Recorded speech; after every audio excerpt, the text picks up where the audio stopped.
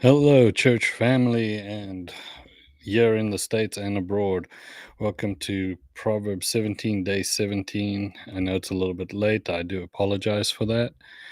Um, just a weekend busyness, but here we are. Let's jump into Proverbs 17. And for the US, I have an announcement for you, the Graniteville Church.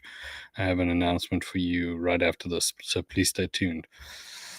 All right, so Proverbs 17, verse 1.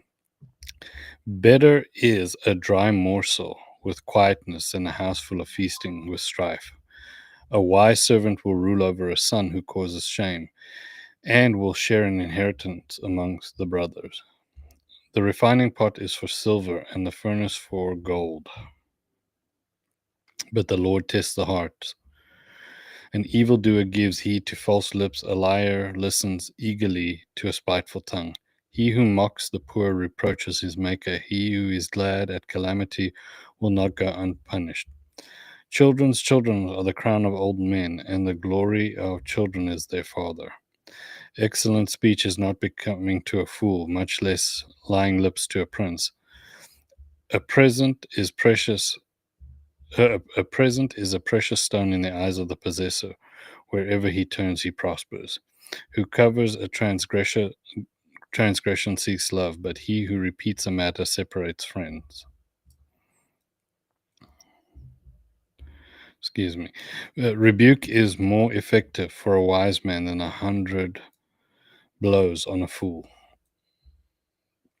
An evil man seeks only rebellion, therefore a cruel messenger will be sent against him.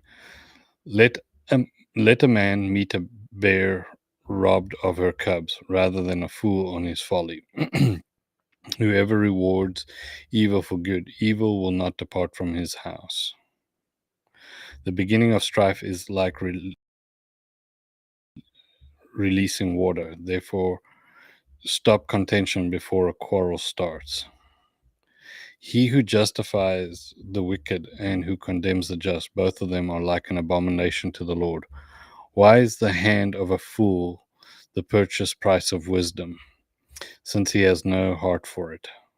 A friend loves at all times, and a brother is born for adversity.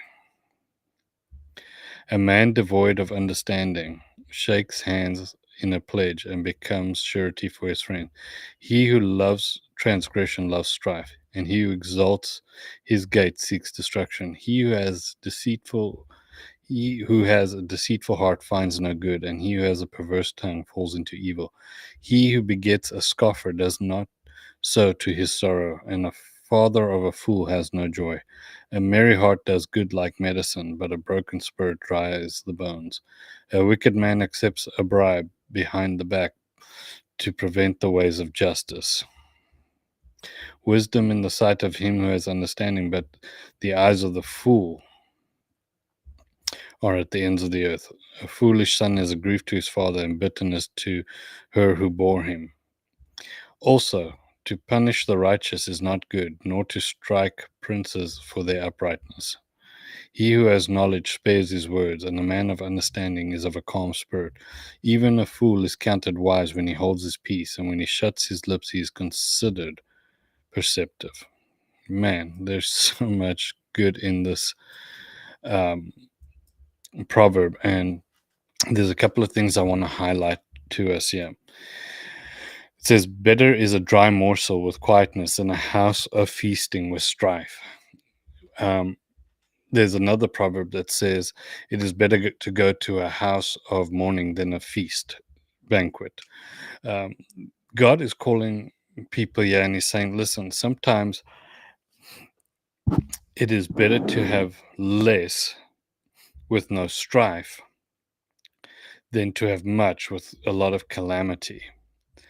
In our society, in the world right now, it's there's a term, I don't know if it's still used, keeping up with the Joneses, or keeping up with the, we've got sitcoms, keeping up with the Kardashians, or whatever those are, reality TV. It's all false anyways, but the point is, we have lifestyles, influencers showing, oh, I'm getting on a plane going here, and then we're like, oh, if I can just get myself to that level, I'll be happy. Look how happy they are.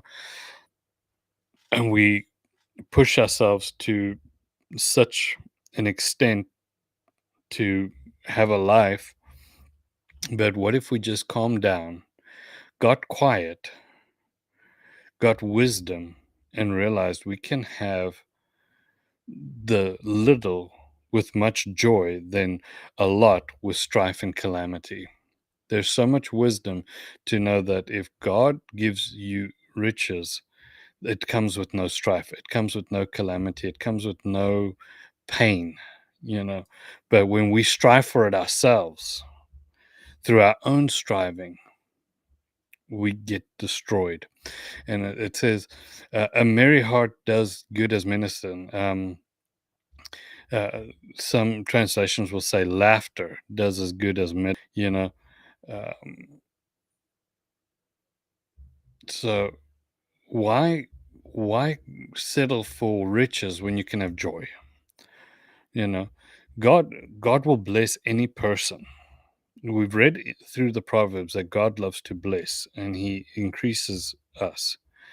But what if we focus more on the important things like joy and laughter and quietness and peace at home and the things that God values? If we put value on the things that God values, God automatically enriches us, and you can have much with joy instead of having a little with strife. You know, but when we strive for it, we can have much. Yes, you can. I mean, there's formulas for everything in life to make money and that, and you can have much, but it comes with strife when it's from your own hand. But if you start with the little and you get what God entrusts you with, he who's faithful with little shall be given much. But with that little, you must have joy, you must have peace and generosity and all those things. And quietness is peace. We must have the peace of God in our lives. We must have love in our lives in order for God to increase that. See, God's not looking for your sowing balance and all that. That's natural things. What God's looking for is, do you love? Do you have joy? Do you have peace? Those things are important to him. Do you have faith? And do you have hope for humanity?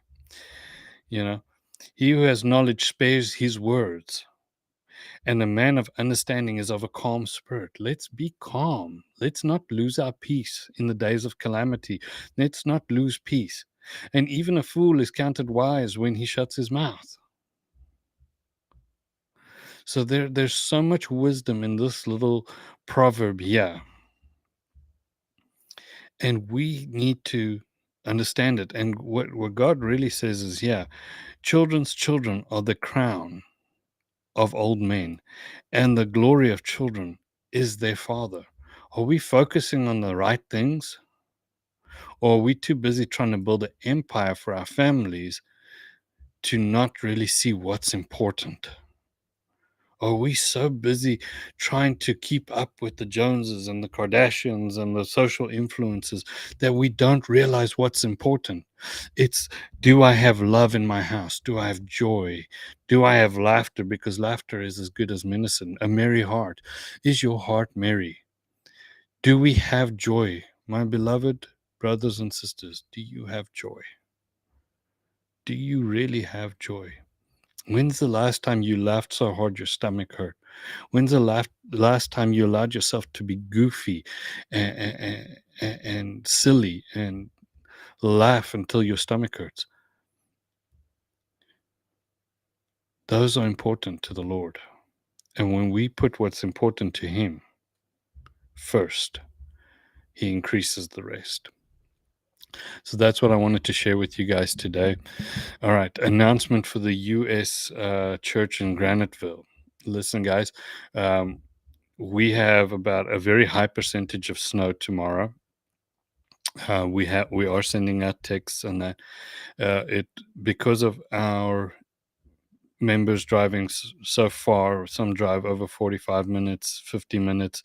With these road conditions, the south is not really set up for snow. So we will be doing church online. I will be going through the Proverbs tomorrow online. So stay at home, stay safe, stay off the roads. They are treacherous here in the south when we have snow. So please stay off the roads and catch church at 10 a.m. online. And I'll go through the Psalms with you guys online. And we'll see you in the morning virtually. Please stay safe. Don't get on the roads. And we will see you tomorrow with, Proverbs 18, but also a much more condensed, much more wider spectrum of Proverbs. All right, guys, we love you. We'll see you online tomorrow morning for our Sunday service. God bless you. See you soon.